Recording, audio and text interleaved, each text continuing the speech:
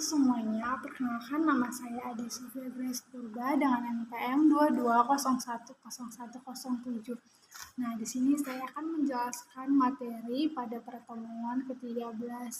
Nah, judulnya analisis data penelitian kuantitatif dan kualitatif.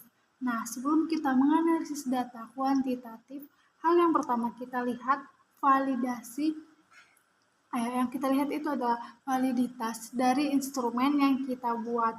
Validitas yang dimaksud yaitu mengetahui kelayakan butir-butir dalam suatu daftar pertanyaan seperti seandainya dalam bentuk kuesioner atau angket, maka setiap pertanyaan yang kita tulis di angket tersebut sudah terwakili variabel yang kita teliti. Nah, contohnya variabel yang kita teliti adalah tentang pembelajaran online, maka kita bisa cek validitasnya. Apakah sudah mewakili tentang variabel tersebut. Jadi, keterwakilan butir-butir pertanyaan tersebut itulah yang disebut dengan validitas. Nah, terdapat 5 sumber validitas. Yang pertama itu adalah bukti berdasarkan tes, yang kedua bukti berdasarkan proses respon, yang ketiga bukti berdasarkan hubungan dengan variabel.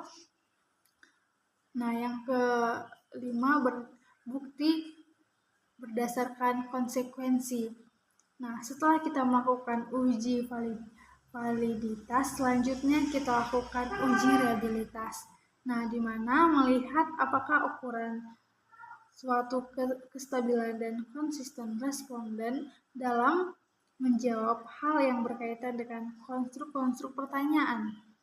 Nah, adapun tujuan dari analisis data penelitian kuantitatif ini yaitu mengukur, membuat perbandingan, yang ketiga memeriksa hubungan, yang keempat membuat ramalan atau dugaan, yang kelima menguji hipotesis, yang keenam membangun konsep dan teori, yang ketujuh menjelajahi, yang kedelapan mengontrol, dan yang kesembilan itu menjelaskan. Nah, ada 3 statistik deskriptif yang kita butuhkan. Nah, yang pertama itu mencari frekuensi, yaitu hitung jumlah kemunculan suatu kategori. Nah, yang kedua itu ukuran pemusatan atau mean, median, dan modus. Yang ketiga itu adalah penyebaran atau simpangan baku, simpangan rata-rata, dan jangkauan. Nah, selanjutnya itu adalah uji statistik, di mana jika jenis penelitian kita perbandingan komparatif, kita menggunakan tes dan menggunakan ANOVA. Nah, di mana ANOVA ini membandingkan hasil lebih dari 2 kelompok, artinya 2 variabel dalam kelompok tetapi tidak di dalam kelompok, dan hubungan asosiatif atau korelan.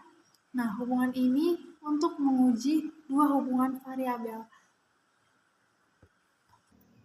Nah, selanjutnya yaitu proses analisis data kualitatif. Nah, definisi analisis data kualitatif merupakan kegiatan memeriksa atau menyelidiki masalah atau peristiwa melalui data yang dikumpulkan untuk mengetahui keadaan sebenarnya. Nah, proses analisis data kualitatif ini yang pertama itu adalah analisis sebelum di lapangan. Nah, penggunaan studi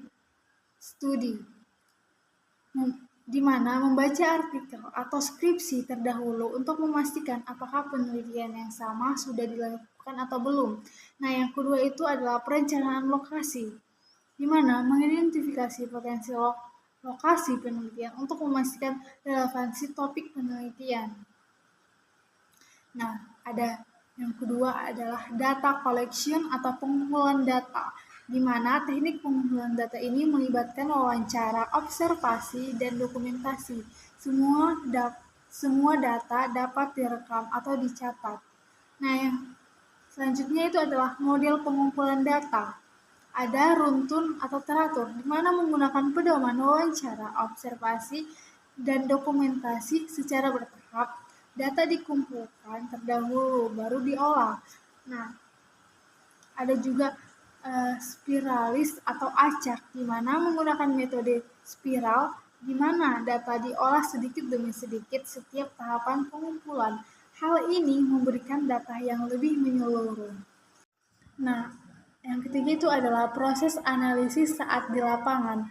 Nah, ada 4, yaitu yang pertama data collection, di mana pengumpulan data melalui wawancara, observasi, dan dokumentasi. Nah, yang kedua itu adalah condensation. Nah, menyusun data menjadi bentuk yang lebih ringkas dan sistematis. Nah, yang ketiga display, di mana menampilkan data dalam bentuk yang dapat dipahami, bisa berupa tabel, diagram, dan lain-lain.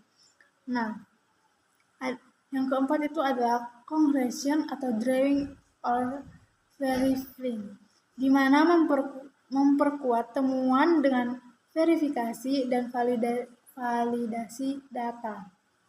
Nah, yang keempat itu ada penyajian hasil analisis, di mana menghubungi temuan penelitian. Nah, tujuan utama analisis data kualitatif adalah untuk menyajikan temuan peneliti agar orang lain dapat memahami hasil penelitian tersebut. Nah, dengan demikian, analisis data kualitatif melibatkan beberapa tahapan yang saling berkaitan, termasuk persiapan sebelum lapangan, pengumpulan data, serta proses analisis data dan penyajian hasil. Nah, dengan demikian, analisis data kualitatif melibatkan beberapa tahapan yang saling berkaitan, termasuk persiapan sebelum lapangan, pengumpulan data, serta proses analisis dan penyajian hasil. Nah, metode spiral sering digunakan untuk meningkatkan kualitas dan komprehensif data yang dikumpulkan. Nah, jadi sekian dari penjelasan yang saya ketahui. Adapun kesalahan atau kurang dari penjelasan saya mohon maaf. Sekian dan terima kasih.